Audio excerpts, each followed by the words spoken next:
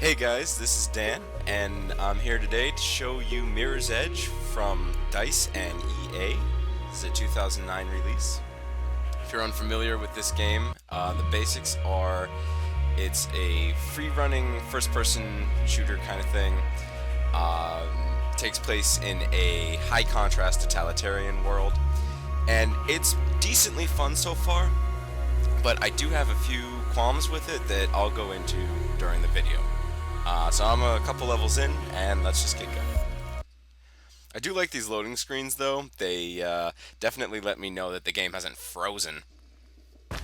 So if this rope burn really is mixed up with Pope's murder and Kate's setup, then he sure won't be a talker. He'll be a fighter.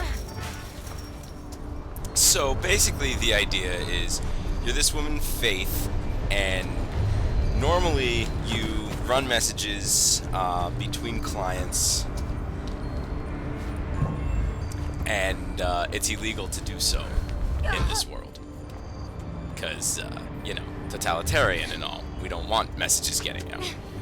So the world itself is really nice, outdoors, has a very strong focus on blues and whites. Indoors tends to focus on greens, is what I've noticed. Sometimes some blue. And red is used very sparingly. I believe it's an option, though. Let's just check quickly. If I go there, I go to game settings. Yeah, runner vision. What runner vision is it'll highlight objects and weapons and whatnot in red to help you out in playing the game. You can turn that on or off. I have it on just for the sake of being able to play the game because I suck at games in general. Continuing on. As I was saying, the game is a very linearly crafted experience. There's no choice in where you can go, or even how you can approach a situation. If there's a ledge, like that one, then that ledge is either going to be shimmying with your hands, shimmying with your feet, or just being able to run across it. It's never a choice. So, player agency in this game is kind of an illusion, oddly.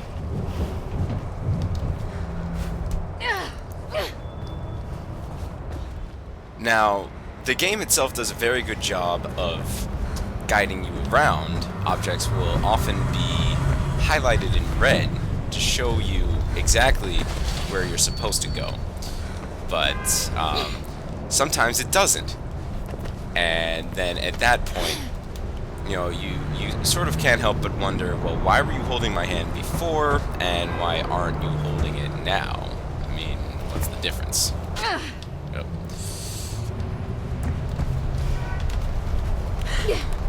So really, the whole game can best be equated to a carnival ride.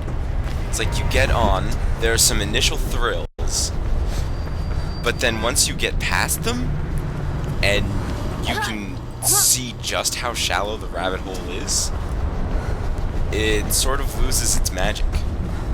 You know exactly what to expect. So, basically, each level is a finely crafted experience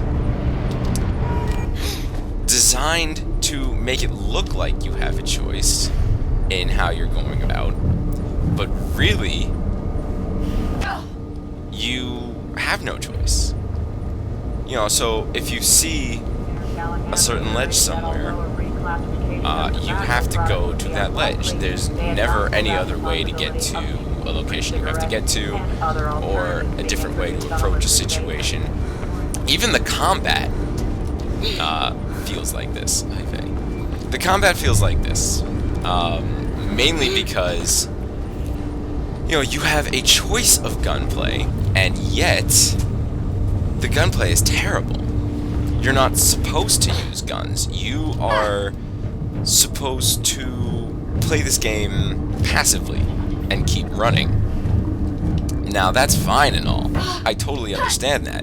Yet they still give you this illusion of choice with the guns. You can hold a gun, you can shoot a gun, you can shoot enemies, but you're not gonna have fun doing it. It's miserable, it's sloppy, it's slow.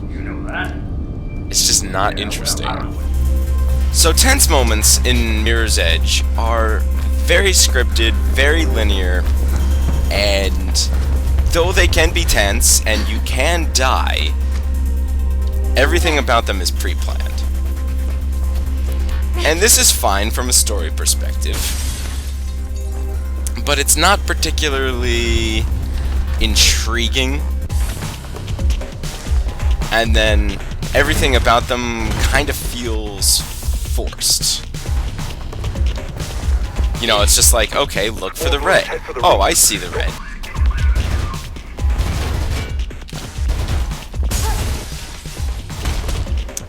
So it's really just a matter of finding your way through the maze and keeping your speed up, because as long as you keep your speed up, the bullets can't hit you.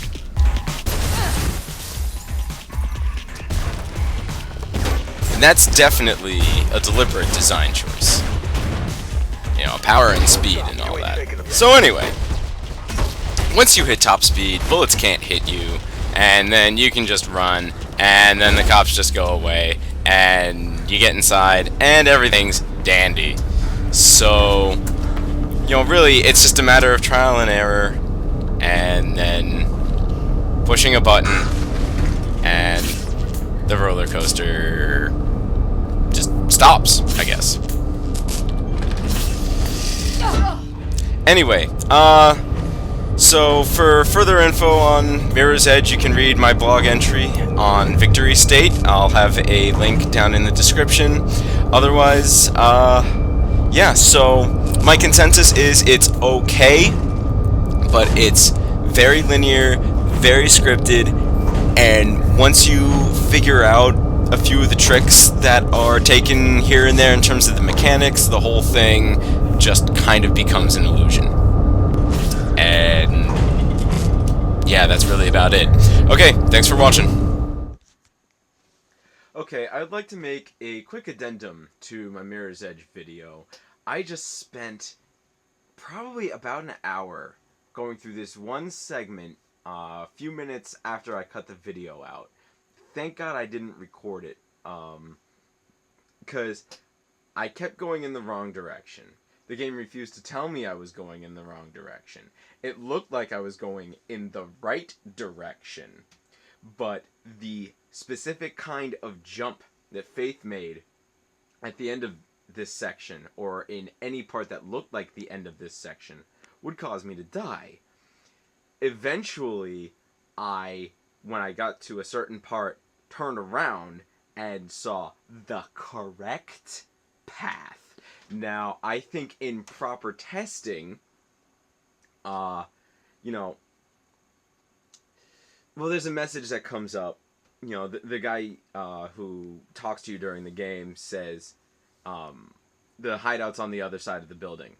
Well, thanks. What am I, you know, at that time, what am I supposed to do with that information? You know, he doesn't tell me, Faith, you're going the wrong way, or it's on the other side of the building, you know, emphasis on other. I think there's a lot of details that were overlooked like that, because, you know, when you have voice acting that's guiding you through the game, then you need to make sure the emphasis is in the right place, obviously.